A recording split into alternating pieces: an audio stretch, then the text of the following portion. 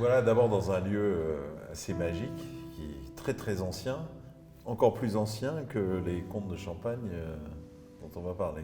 C'était juste avant en fait, c'est Ouais, une période gallo-romaine Très peu de temps. qui a juste précédé le... Non voilà, non mais c'est un lieu qui nous est cher parce que c'est vraiment... D'abord c'est un lieu qui est empreint d'histoire, mais c'est un lieu qui est merveilleux pour conserver et travailler nos bouteilles qui passent ici 10 à 12 ans dans des caves complètement naturelles, de craie, avec une humidité constante, quasiment saturée, mais à une température... Ouais, on voit qu'il y a déjà Ouais, de l'humidité. c'est perlant. On est à quoi? On est à 12 degrés, 11-12 degrés quasiment toute l'année. On ne climatise pas, on est dans un milieu qui est complètement naturel. Donc c'est très très bon pour le vin. Et ici, on prend le temps. Et comte de Champagne vieillit ici, Ouais. sur Pointe. C'est une On appelle partie. sur Pointe, c'est comme ça là. Exactement. Sur latte même, en fait, nos bouteilles dorment ici. Et puis après, on va les retravailler. Donc on va les mettre On va les remuer. sur pupitre. Quelques pour mois les avant remuer. oui, bien sûr. Exactement. Dégorgement. Mais tout notre comte de Champagne dort ici, dans ces caves. Alors Alexandre comte de Champagne, c'est une cuvée emblématique de la maison. Et c'est une cuvée qui a vraiment un caractère d'abord très facile à retenir. Hein.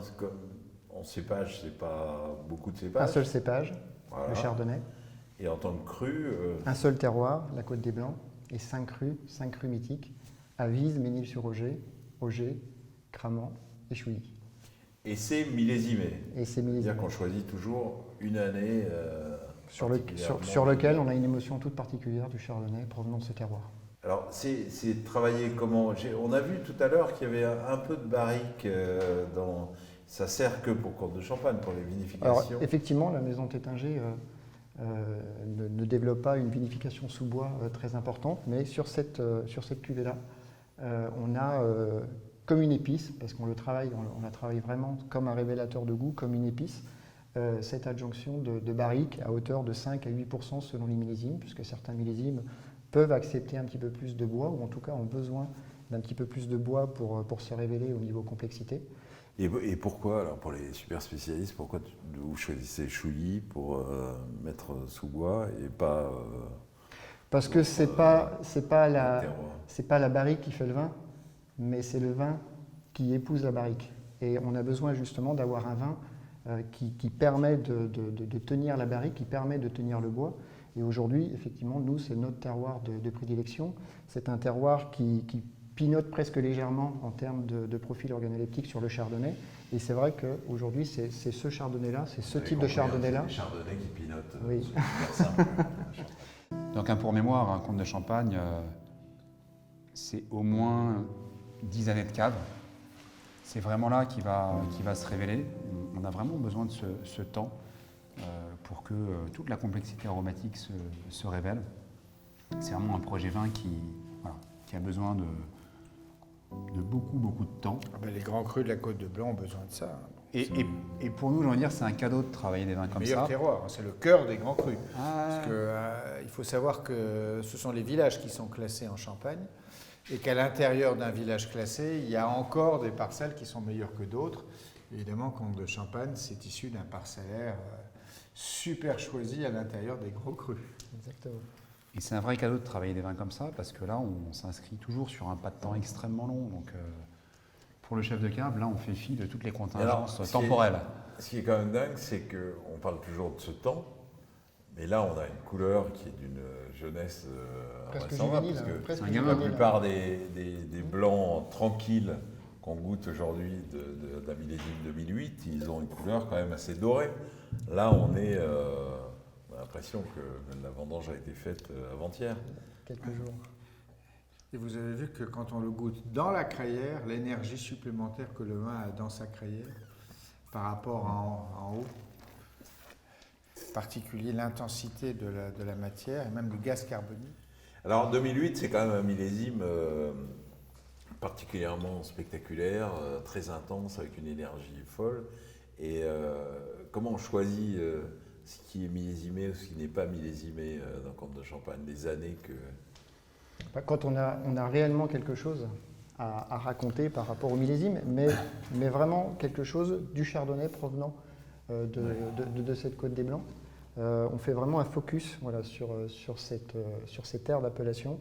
et dans lequel on a une émotion toute particulière, quelque chose à véhiculer. Le fait que seuls les millésimes qui sont jugés par la maison dignes de faire des comptes de champagne produisent du compte de champagne, ça veut dire qu'il n'y a pas de petits millésimes en compte de champagne, c'est que des grandes années. Hein, voilà. Et donc à égalité, ils vont exprimer une histoire différente, ces millésimes, mais une histoire de même intérêt. Voilà. Ce que dit Michel est hyper important parce que on est en Champagne. Ce que dit Michel, c'est toujours hyper important. Oui, Il faut le savoir. toujours. Mais on est en Champagne. Et en Champagne, n'oublions pas qu'on en a déjà parlé, 80% de notre business va se construire sur des bruts sans année. Bien sûr. Donc quand on décide de millésimer, c'est qu'on pense qu'il y a quelque chose à aller chercher. Et même parfois dans des années un peu compliquées, il y a des choses à aller chercher. Mais la force qu'on a en Champagne, c'est que des années très généreuses sur un millésime très beau, très prometteur, voilà, on peut en faire un peu plus. Et puis des années un peu plus compliquées, on peut toujours sortir un excellent millésime, mais en allant chercher la crème de la crème, les cuves qui nous intéressent, sur tel terroir. Et en fait, on a cette force-là, ce qui fait que nous, d'un millésime à l'autre, on a des histoires de volume qui sont très différentes, mais la promesse consommateur, c'est toujours l'excellence du vin. Et j'en profite parce que on déguste 2008, après on va déguster le 2011. 2011, c'était une année un peu plus compliquée en Champagne. Et en fait, si on regarde 2008, on a tiré du comte de Champagne, du blanc, du comte de Champagne rosé, du brut millésime. Année géniale, mais année facile quelque part. On arrive à 2009. 2009, c'est une année qui est superbe en Champagne, superbe pour les pinots. Et en fait, on a des pinots qui sont absolument magnifiques. Et on essaye, et ça c'est très très difficile. Et avec Alexandre, c'est peut-être quand on décide de millésimer, l'un des trucs les plus compliqués, c'est de se boucher les oreilles et de faire fi du bruit de fond, de ce qui se dit par les journalistes, qui disent souvent des bêtises. Ah oui. Non oui. mais le bruit de fond qu'on a derrière nous. Et en fait, en 2009, on a tiré du brut millésime, du comte rosé, mais on a décidé de ne pas aller chercher de comte de champagne blanc. Pourquoi? Parce que les chardonnays qu'on avait étaient top, mais il nous semblait qu'ils n'avaient pas tout le potentiel et l'énergie pour aller dans la durée. On arrive en 2010, mais tout le monde d'accord, c'est une année qui effectivement est un peu compliquée. On n'a pas fait de millésime, on n'a pas fait non plus de comte de champagne. Et quand on arrive en 2011, 2011 c'est une année difficile en Champagne, et cette année difficile en Champagne, elle fait que beaucoup de personnes n'ont pas millésimé. Elle est très compliquée pour les pinots noirs. Et en fait, on est allé nous chercher un comte de champagne blanc, mais par exemple, on n'a pas tiré de brut millésime 2011. Ça, c'est un vin qui n'est pas encore sorti, c'est une avant-première. 11, il n'est pas encore sorti. Par contre, on commence à le travailler sur le plan analogique au niveau d'égorgement, parce que on est déjà sur sa période. Il est sur sa rampe de lancement, Ouais. puisqu'il sortira en fin d'année. Comme c'est des vins qui, quand on les lance au niveau des marchés, ont à peu près 6 mois de dégorgement. Tu vois, il faut aussi que ces vins-là prennent leur temps. Donc là, on est sur la rampe de lancement. Il a la puissance, il a l'élégance, c'est un vrai comte de champagne, il n'y a pas de problème, c'est un vrai comte de champagne. Mais alors, ce qui est frappant aussi, c'est que il y a vraiment un style comte qui est caractéristique et qui marque tout de suite. Mais on est aussi dans un esprit de Tétinger, peut-être plus qu'avant.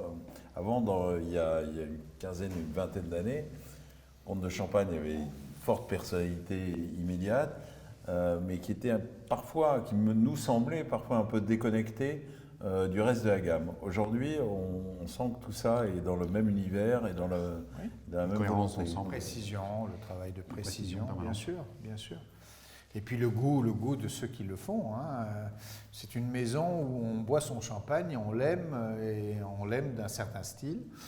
À la fois ceux qui sont propriétaires de la maison et ceux qui y travaillent, ceux qui l'élaborent. Donc c'est ça qui, moi, me plaît beaucoup en Champagne, c'est quand les maisons sont capables de faire le vin qu'elles aiment. Typiquement, le chef de cave, il mène dans son vin. Il habite le produit, il est complètement dedans. Parce que vous le lui permettez aussi. Je vais paraphraser Pierre-Emmanuel Tétinger, mais je l'ai toujours entendu dire qu'en fait, un grand vin, finalement, c'est 3 choses. Et je trouve que c'est assez vrai. C'est d'abord un projet. Dans ce que tu dis, il faut décider de faire du bon, du très bon, de choisir sa matière, les gens avec qui on le fait. Et donc le projet, il est quand même au cœur du vin. C'est-à-dire que si on n'a pas de projet, c'est difficile d'avoir une constance, d'avoir une consistance, d'avoir quelque chose de cohérent. Donc le projet, il est clé. Ensuite, c'est d'y mettre des moyens. Donc il faut accompagner ce projet par une équipe, une recherche, une façon de travailler, de faire tout ça, ça prend du temps, mais c'est très important. Et la troisième chose, on en a déjà largement parlé, c'est le temps. Et voilà, injecter du temps dans notre projet, en Champagne, c'est clé. Moi, je dis souvent de façon, alors on parle du comte de Champagne, mais souvent je dis de façon un peu amusante qu'on travaille avec 4 cépages en Champagne, le chardonnay, le pinot, le meunier et le temps, parce que le temps contribue également à façonner nos vins. Et alors, le temps, ce qui est extraordinaire, on a encore beaucoup d'amateurs et parfois même de professionnels qui pensent que le champagne, c'est l'un des vins qui vieillit le moins, alors que c'est exactement le contraire. Exactement. Déjà, on voit ces couleurs pour des vins qui ont soit plus de 10 ans, soit bientôt 10 ans, soit 10 ans, elles sont extrêmement juvéniles. Mais là, on va goûter quelque chose d'extraordinaire. Pour moi, j'avais demandé cette bouteille parce que c'est mon premier souvenir de comte de Champagne, goûté ici, il y a un certain temps déjà. Mais c'était un vin qui m'avait ravi par sa plénitude, par sa droiture aussi et par son énergie. Ça, l'énergie, ça a toujours été une marque de comte de Champagne. On va voir comment il est, mais c'est en 1986. Bon, il y a juste l'étiquette qui a changé. Empreinte de modernité maintenant. Et ça, c'est les étiquettes d'origine. D'origine. Ah oui. On est sur des On a gardé, en historiques. fait, à chaque fois qu'on nous demande d'habiller des bouteilles, on a gardé On les a gardé habillages les habillages de d'origine. l'époque. Oui, il est à peine plus Ouais, doré, regardez-moi mais il y a cette toujours couleur. l'or vert. Il y a toujours ce reflet vert qui est incroyable. Ah, puis là, il y a l'autolise, oui. C'est pas mal, hein, quand même. Ah, bah, il y a les agrumes, mais là, il y a le Il y a bouquet, un le grand bouquet de vieillissement. Ce qui est formidable, c'est qu'il y a une palette aromatique qui est évidemment d'évolution et qui est super, avec des notes de miel comme ça qui sont Fruits confits. de fruits confits qui sont confits, magnifiques. bien sûr.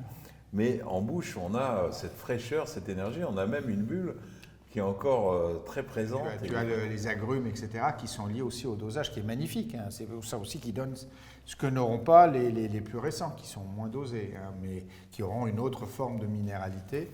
Et ici, ce qui est magnifique, c'est comment ça a enrobé avec le temps, et c'est magnifique. Ce que je trouve extrêmement frappant dans ces dégustations, c'est cette expression de la minéralité dans son ensemble. Une minéralité beaucoup plus jeune, beaucoup plus précise sur le 2008, une minéralité tout en rondeur et tout en richesse sur le 2011. Et on retrouve 30 ans après, 40 ans après, Le terroir, voilà, il y a cette les grands expression, blancs, cette bien belle sûr. expression Voilà, minérale. On est dans la craie dans le vignoble, mais on est dans la craie ici. Effectivement. C'est, Effectivement. Mais C'est un cycle. le terroir, il continue dans la cave. Hein. Moi, j'ai toujours dit, d'abord parce qu'il est levure de cave, et ensuite parce que l'atmosphère de la cave, c'est bien pour ça qu'on a classé au patrimoine de l'humanité le dessus et le dessous en Champagne.